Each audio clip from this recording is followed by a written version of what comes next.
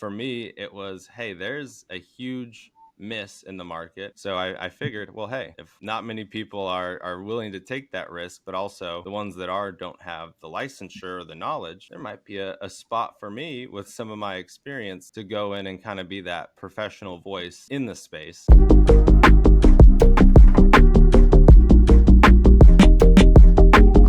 Dallas, thank you for joining me for our Thought Leader Spotlight series. I'm your host over here, Matt Camp, head of partnerships at DealMachine. And on these, we really like to shine an industry spotlight on experts like yourself, hear your background, your inspiring stories, and how you see the world evolving. So today, really excited to welcome on Dallas Roark.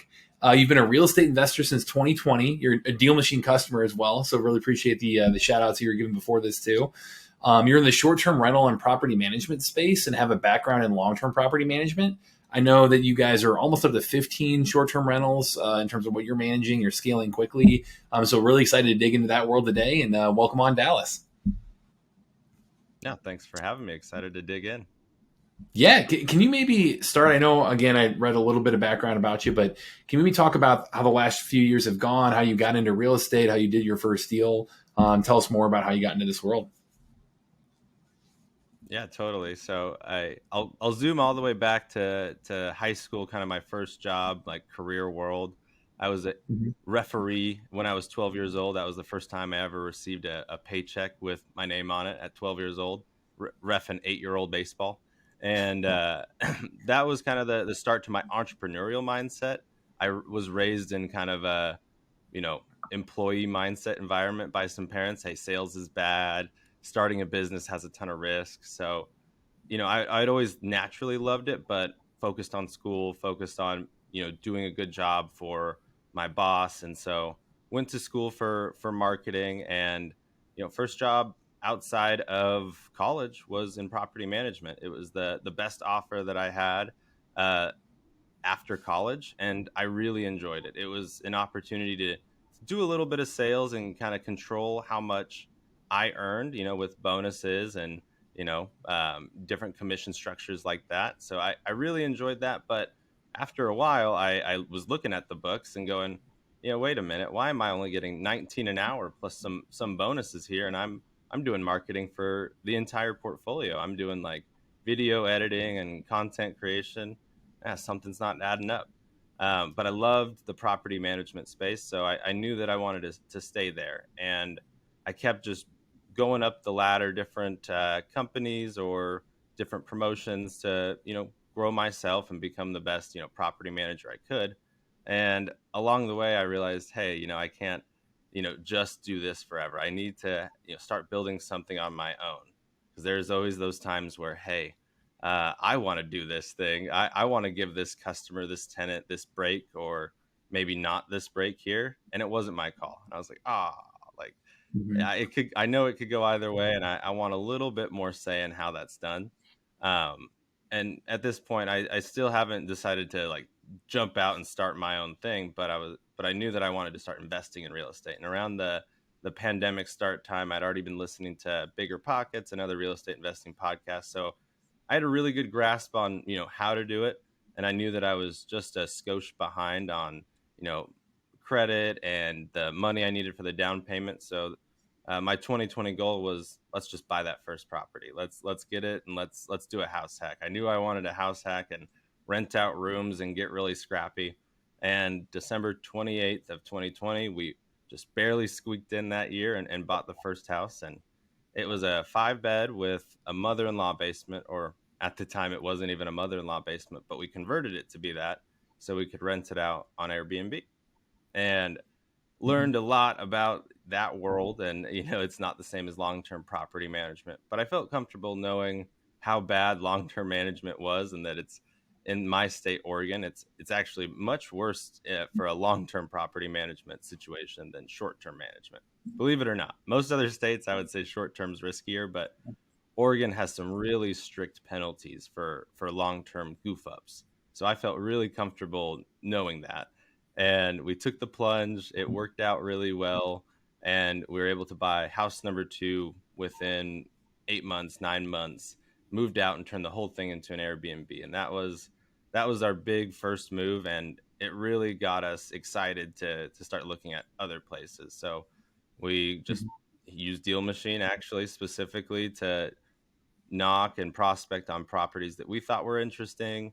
You know, doesn't always turn out. Took a lot of no's to get to some yeses, but that was the start of everything. And now we own 8 and manage, like you said, for 12 other people, soon to be 15. And it's been an awesome journey. I guess what questions do you have there? I can go so Yeah, many details from that point, but that's how we got started. love it, man. One area that's interesting, just the short term rental space in general. It's something that I think we hear a lot of people kind of curious about it. Don't really necessarily feel completely comfortable in that space yet. Can you maybe talk about? I know you're very passionate about that in particular. Can you maybe talk about why people should open their mind to that niche and to the short term rental approach for their portfolio?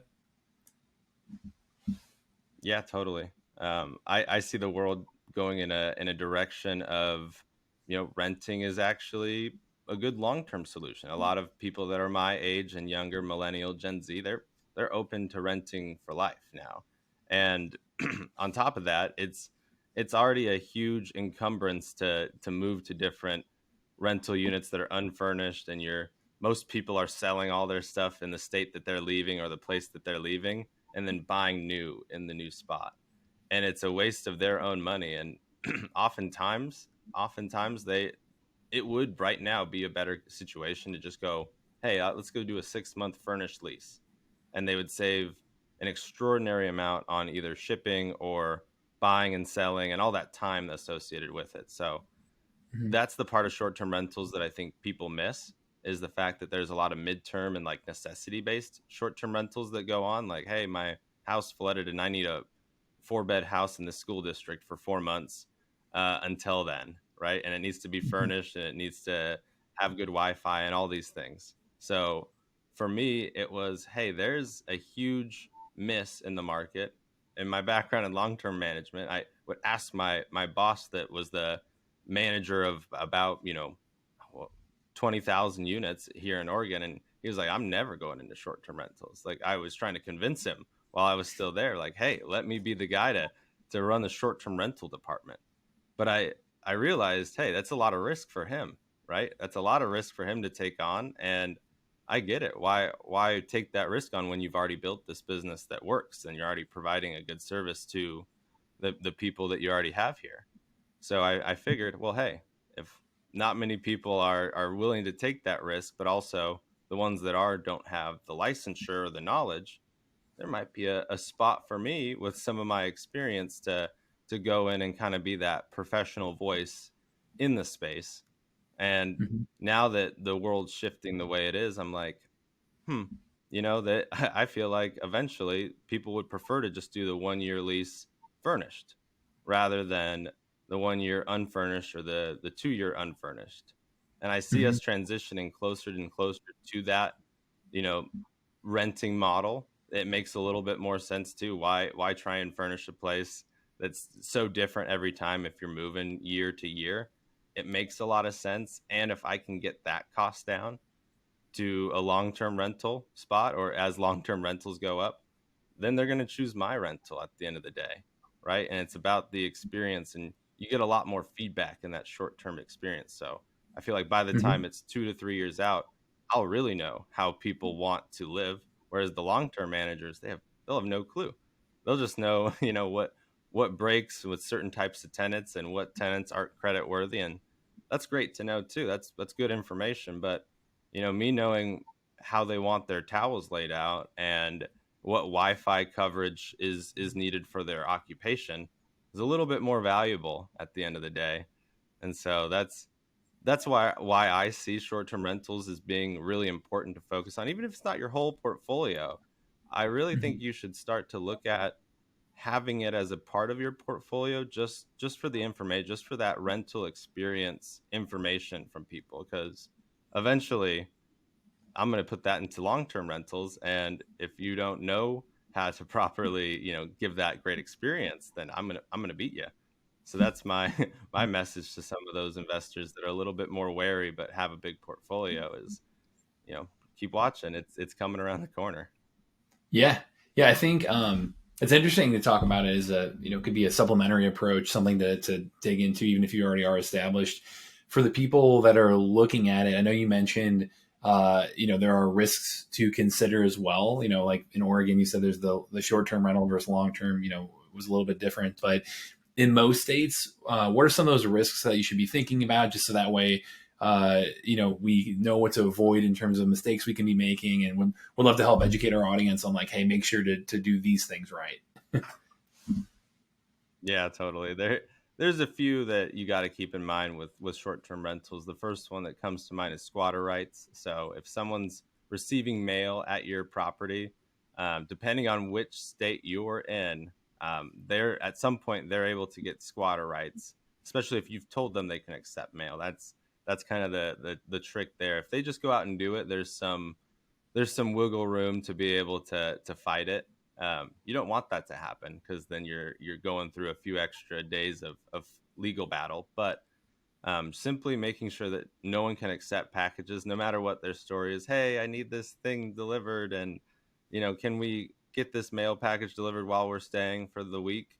Um, Mhm. double check that. Be very wary, because that's usually a sign that they're trying to get squatter rights, or even if it's not for squatter rights per se, they could be doing some form of illegal activity at your property. A lot of people will use an Airbnb to send money or packages from an address that's not theirs, and that's something to really, you know, track and keep in mind while you're investing in those properties. A risk that needs to be taken into consideration. If the state that you're in has some pretty strict squatter rights, you really got to make sure what they are, so you can educate your guests and make sure that you don't accidentally give them the squatter right.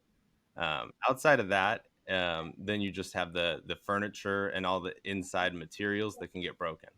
And there's a few ways to go about it. Like personally, I let a few just go. Like if towels get stained, if cups get broken, I let it go. I have owners that we manage for that will, request that the guests pay it. We'll also, go through Airbnb and they'll do their air cover. But if you do it too early, it could send the wrong message to the guests. And so you want to make sure that you've left them a good review, give it some time, and then request it kind of after the fact. And then you can avoid a retaliation review in that instance. Mhm. But yeah, really the squatter rights and the materials inside of the home are the biggest risks that you're taking on when you're considering short-term rentals. Yeah. Do you think when someone's considering it and they're looking at it as, they're looking at it as a, maybe whether they're a newbie or somebody who has a portfolio that they're going to supplement their current approach with, what are some things that people can think about to really evaluate themselves and know, like, hey, here's the skill set that I need to be good at this and to really know that I'm going to succeed at this? Like, do you have any tips there? Oh yeah. Oh yeah. I mean, the short-term rental business is a hospitality business, like hotels, motels, restaurants. If you've ever worked in any of those places and you enjoyed it, you enjoyed being a server for someone, Mhm. you probably have the bone or skill set to do vacation rental management. Yeah, especially if you still to this day can say, yeah, I want to be a server. You definitely have that bone in you to be a vacation rental manager. The other aspect of it is there's property management involved. That's kind of, I separate a little bit from the vacation rental management side. Like there's the guest communication, the experience, and then there's also leaks, repairs, taxes, and property accounting that needs to get done. So it's a twofold thing. It depends. If you can do the guest communication work and everything else, great. Maybe just try and find a long-term property manager for 5 or 6% to do the other parts of the work.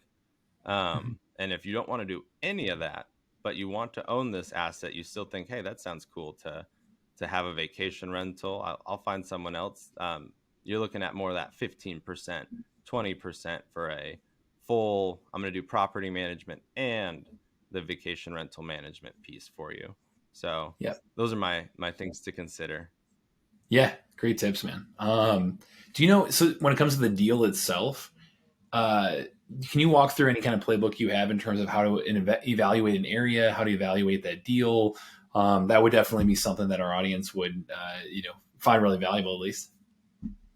Oh yeah, of course. Yeah, so for evaluating the deal and just on a market level, I'm using things like AirDNA and Mash Visor for all my data to make sure that the market is one strong enough and um, two it's reliable enough and has enough to work for that specific property that I'm considering it for. Once that's been established, then is it legal, right? Like, does the county and the city allow for it, and what are the taxes behind it? That's really important because that's such a variable right now. Is some city or county will be zero, absolutely nothing. We don't care, or 1.5%, very nominal.